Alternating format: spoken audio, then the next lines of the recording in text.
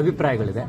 So ನಿಮಗೆ ಏನು ಅನಿಸ್ತಿದೆ ಆ ಒಂದು ವಿಚಾರವಾಗಿ? ನೀವು ಆ್ಯಕ್ಚುಲಿ ಟ್ರೋಲ್ ಆದರೆ ಲಾಸ್ಟ್ ಟೈಮ್ ಮಾತಾಡಲಿಲ್ಲ ಅಂತ ಟ್ರೋಲ್ ಬೇರೆ ಆದರೆ ಮಾತಾಡಲಿಲ್ಲ, ಸಪೋರ್ಟ್ ಮಾಡ್ತಾ ಇದ್ರು, ಮಾತಾಡಲಿಲ್ಲ ಅನ್ನೋದ್ರು, ಅದ್ರ ಬಗ್ಗೆ ಏನಾಗುತ್ತೆ, ನಮ್ಮ ಪರಿಸ್ಥಿತಿಗಳನ್ನ ಅರ್ಥ ಮಾಡ್ಕೊಂಡು ಈಗ ನಮ್ಮದು ಕೋಟಿ ಸಿನಿಮಾ ರಿಲೀಸ್ ನಡೀತಾ ಇತ್ತು, ಅದು ಮಧ್ಯ ನಡೆದಂಥ ಘಟನೆ ಇದು. ಇಟ್ಸ್ ಓಕೆ, ಅದನ್ನು ಬಿಟ್ಬಿಡೋಣ. ಬಟ್ ಮಾತಾಡೋದು ಅಂದರೆ ಏನು ಮಾತಾಡೋದು ಅಂತ ಈಗ ಅಲ್ಲಿ ಒಂದು ದುರಂತ ಆಗಿದೆ, ಒಂದು ಜೀವ ಹೋಗಿದೆ, ಒಂದು ತಪ್ಪಾಗಿದೆ ಅಂತ. ಸೊ ಆ ಮನುಷ್ಯನ ತಂದೆ ತಾಯಿ ಮುಖನ ನೋಡಿದಾಗ ಅಥವಾ ಆ ಮನುಷ್ಯನ ಹೆಂಡತಿ ಅಥವಾ ಆ ಮಗುವ ಭವಿಷ್ಯ ನೋಡಿದಾಗ ಖಂಡಿತ ಬೇಜಾರಾಗೇ ಆಗುತ್ತೆ ಯಾರಿಗಾದ್ರೂ. ಸೊ ಕಾನೂನಿಗಿಂತ ದೊಡ್ಡವ್ರು ಯಾರೂ ಇಲ್ಲ. ಏನು ನ್ಯಾಯ ಸಿಗಬೇಕು ಆ ಜೀವಕ್ಕೆ ಆ ನ್ಯಾಯ ಸಿಗಲೇಬೇಕು. And at the same time ಈಗ ಅಂದರೆ ವಿಕ್ಟಿಮು ಯಾರಾದರೂ ನಮ್ಮನೆಯವರಾಗಿದ್ದರೆ ನಮಗೇನು ಅನಿಸುತ್ತೆ ಅನ್ನೋದು ತುಂಬ ಇಂಪಾರ್ಟೆಂಟ್ ಅಲ್ಲ, ಅಥವಾ ನಿಮ್ಮ ಮನೆಯವರಾಗಿದ್ದರೆ ನಿಮ್ಗೇನು ಅನಿಸುತ್ತೆ ಅಂತ. And at the same time ಆರೋಪ ಯಾರ ಮೇಲೆ ಬಂದಿದೆಯಲ್ಲ ಅವರು ಕೂಡ ನಮ್ಮನೆಯವರಾಗಿದ್ದಾರೆ, ನಿಮ್ಗೇನು ಅನಿಸುತ್ತೆ ಅಥವಾ ನಮ್ಗಳಿಗೆ ಏನು ಅನಿಸುತ್ತೆ ಅದು ಕೂಡ ಬೇಜಾರಾಗುತ್ತಲ್ಲ. ಈಗ ನನಗೂ ವಿಷಯ ಗೊತ್ತಾದಾಗ ನಾನು 2 ದಿನ ನಾನು ತುಂಬ ಬೇಜಾರು. ನನಗೂ ಯಾಕೆ ಹಿಂಗೆ ಆಯಿತು ಅಂದರೆ ಒಂದು ಕಡೆ ಆ ಜೀವಕ್ಕೆ ಸ್ಪಂದಿಸೋದಾದ್ರೆ ಇನ್ನೊಂದು ಕಡೆ ನಾವು ತುಂಬ ಪ್ರೀತಿ ಅಭಿಮಾನದಿಂದ ಪ್ರೀತಿಸೋಲ್ಲ.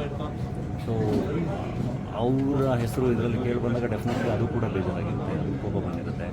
ಸೊ ಇಲ್ಲಿ ಯಾವುದನ್ನು ನಾವು ಜಸ್ಟಿಫೈ ಮಾಡೋಕ್ಕಾಗಲ್ಲ. ಇದೆಲ್ಲದಕ್ಕೂ ಕಾನೂನಿದೆ, ಆ ಕಾನೂನಿಗಿಂತ ದೊಡ್ಡವರು ಯಾರು ಇಲ್ಲ. ಸೊ ಅದ್ರ ಮೂಲಕ ಏನಾಗಬೇಕಾಗುತ್ತೆ, ಅದು ಬಿಟ್ಟು ನಾವು ಏನು ಮಾತಾಡಿದ್ರು ಅದರಿಂದ ಐ ಥಿಂಕ್ ಏನು ಪ್ರಯೋಜನ ಇಲ್ಲ ಅಂತ ನನಗೆ ಅನಿಸುತ್ತೆ. ಎಸ್ ಸರ್, ಈ ಸಹಜವಾಗಿ ಅಂದರೆ ಯಾವ ಕಡೆ ಮಾತಾಡೋದು ಕಷ್ಟ ಅನ್ನೋ ಪರಿಸ್ಥಿತಿಯಲ್ಲಿ ಇರುವಂಥದ್ದು ಒಂದು ಕಡೆ ಆದರೆ, ಇನ್ನೊಂದು ಕಡೆ ನಿಮಗೆ ಮಾತಾಡೋದು ಅನ್ನೋದಕ್ಕೆ ನಾನು ಹೇಳಿದ್ನಲ್ಲ. ಈಗ ಈಗ ಈಗ ಈಗ ನಮ್ಗೆ ತುಂಬ ಹತ್ತಿರ ಇದ್ದವರೇನೆ ಅಲ್ವಾ, ನಮ್ಗೆ ಆ ಬೇಜಾರು ಖಂಡಿತ ಇರುತ್ತೆ. And at the same time ಅಲ್ಲಿ ಒಂದು ಜೀವ ಹೋಗಿದೆ ಅಂದಾಗ ಕಾನೂನಾತ್ಮಕವಾಗಿ ಏನಾಗಬೇಕು ಅದು ಡೆಫಿನೆಟ್ಲಿ ಆಗುತ್ತೆ. ಆ್ಯಂಡ್ ಅದರಲ್ಲಿ ಎಷ್ಟರ ಮಟ್ಟಿಗೆ ಈಗ ಫಾರ್ ಎಕ್ಸಾಂಪಲ್ ನಾವು ಯಾರೂ ಅದನ್ನು ವಿಟ್ನೆಸ್ ಮಾಡಿಲ್ಲ, ಎಲ್ಲದೂ ಕೇಳಿರೋದು. ಸೊ ಅದೆಲ್ಲದೂ ಅಲ್ಲಿ ಏನು ನಡೆದಿದೆ ಏನು ಎತ್ತ ಅನ್ನೋದೆಲ್ಲದೂ ಪೊಲೀಸವ್ರಿಗೆ ಗೊತ್ತಿರುತ್ತೆ, ಕಾನೂನಿಗೆ ಗೊತ್ತಿರುತ್ತೆ, ನ್ಯಾಯಮೂರ್ತಿಗಳಿಗೆ ಅದೇನೋ ಒಂದು ಪ್ರೋಸೆಸ್ ಆಗುತ್ತೆ. ಅದರ ನಂತರ ಎಲ್ಲದೂ ಡಿಸೈಡ್ ಆಗುತ್ತೆ. ಖಂಡಿತ ತಪ್ಪಾಗಿದ್ದರೆ ಅವ್ರ ಕಡೆಯಿಂದ ಖಂಡಿತ ಶಿಕ್ಷೆ ಆಗಲಿ. ಇಲ್ಲ ಅಂದರೆ ಅದು ಕೋಪದ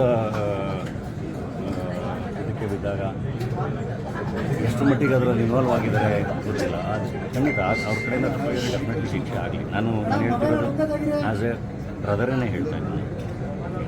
ಇಲ್ಲಾಂದ್ರೆ ಅದು ಕಾನೂನಾತ್ಮಕ ಏನಾಗಬೇಕು ಅದಾಗುತ್ತೆ ಅಂತ ಪದೇ ಪದೇ ನಾವು ಅದನ್ನೇ ಮಾತಾಡೋದಕ್ಕೆ ನಾನು ಮೀಡಿಯಾಗೂ ರಿಕ್ವೆಸ್ಟ್ ಮಾಡೋದು. ಐ ಥಿಂಕ್ ಸಿನಿಮಾಗಳ ಬಗ್ಗೆ ಅಂದರೆ ಈ ಕ್ಷಣದಲ್ಲಿ ಸಾಕಷ್ಟು ಕುಟುಂಬಗಳು ಇರ್ತಾವಲ್ಲ, ಸಾಕಷ್ಟು ಸಿನಿಮಾಗಳು ನಡೀತಾರೆ, ಚಿತ್ರರಂಗ ಬಿಡೋಣ ಅದ್ರ ಕಡೆಗೆ ಸೊ ಜಾಸ್ತಿ ಮಾತಾಡಿ, ಸಿನಿಮಾ ರಿಲೀಸ್ ಆಗ್ತಿರೋದ್ರ ಬಗ್ಗೆ ಜಾಸ್ತಿ ಮಾತಾಡಿ ಇನ್ನೂ ಮಾಡ್ತಾ ಇದ್ದೀವಿ ಸರ್. ಬಹುಶಃ ಸರ್ ಎಲ್ಲ ಒಂದು ಕಡೆ ಹೇಳ್ತಾರೆ ಅಂದರೆ ಸಿನಿಮಾದವರೇ ಜಾಸ್ತಿ ಏನೋ ಒಂದು ಕಡೆ ಸಪೋರ್ಟ್ ಮಾಡ್ತಾ ಇದ್ದಾರೆ ಈ ಇಶ್ಯೂ ಬಗ್ಗೆ ಅಂತ. ಯಾಕಂದರೆ ರೇಣುಕಾಸ್ವಾಮಿ ಆಗಿರುತ್ತೆ, ಏನೋ ಒಂದು ಆಗಿರುತ್ತೆ. ಕೆಲವೊಂದನ್ನು ಐ ಥಿಂಕ್ ಅದನ್ನು ಒಂಟಿಯಾಗಿಯೇ ಫೈಟ್ ಮಾಡಬೇಕಂತ, ಒಂಟಿಯಾಗಿಯೇ ಫೈಟ್ ಮಾಡಬೇಕದನ್ನು. ಸೊ ಡೆಫಿನೆಟ್ಲಿ ಐ ಥಿಂಕ್ ಅದು ನಾವು ಯಾರೂ ಏನೂ ಹೇಳೋಕ್ಕಾಗಲ್ಲ, ಜಡ್ಜ್ ಮಾಡೋಕ್ಕಾಗಲ್ಲ. ಅದೇನಾಗಿದೆ ಆ ಕೃತ್ಯನ ಖಂಡಿಸ್ಬೋದು. ಅವರಿಂದ ತಪ್ಪಾಗಿದ್ದರೆ ಶಿಕ್ಷೆ ಆಗಲಿ, ಕಾನೂನಾತ್ಮಕವಾಗಿ ಅದೇನೇ ನಡಿಬೇಕು ನಡೀಲಿ.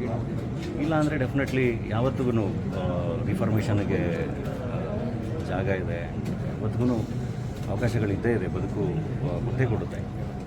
ಮತ್ತು ಆ ಥರದ್ರಿಂದ ದೂರ ಇದ್ಕೊಂಡು ಮತ್ತೆ ಪ್ರೇಕ್ಷಕರನ್ನ ಎಂಟರ್ಟೈನ್ ಮಾಡಿ. Thank you sir.